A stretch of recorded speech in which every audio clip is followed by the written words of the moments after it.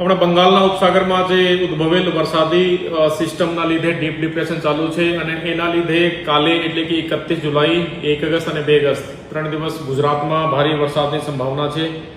એમાં ભાવનગર જિલ્લો પણ ઓરેન્જ અલર્ટમાં છે, એટલે કે અહીંયા પણ ભારે વરસાદ અને એકદમ પવનની કાફી સંભાવના છે। તો જિલ્લા અને તાલુકા મથકે આપણે 24 કલાક કંટ્રોલ સેન્ટર ચાલુ કર્યું છે। ભાવનગરના નાગરિકોને અપીલ છે કે કોઈ પણ આ પ્રકારની હેલ્પ જોઈએ તો તમે ત્યાં સંપર્ક ઓનલાઈન ફોનથી કરી શકો છો।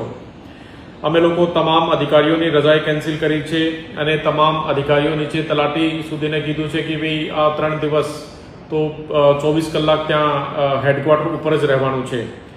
રાજ્ય સરકાર તરફથી પણ ભાવનગર જિલ્લાને એક state disaster response fund force એટલે કે SDRFની ટીમ ફાળવવામાં આવી છે અને વરસાદની આ જે પરિસ્થિતિ છે એને ધ્યાનમાં રાખીને ભાવનગરના તમામ નાગરિકોને વિનંતી છે કે ભારે વરસાદમાં બિનજરૂરી બહાર જવાનું ટાળીએ અને નાળા કે કોઝવે ઉપરથી પાણી પસાર થતું હોય તો કોઈ પણ સંજોગોમાં ત્યાંથી પસાર થવાનું નહીં।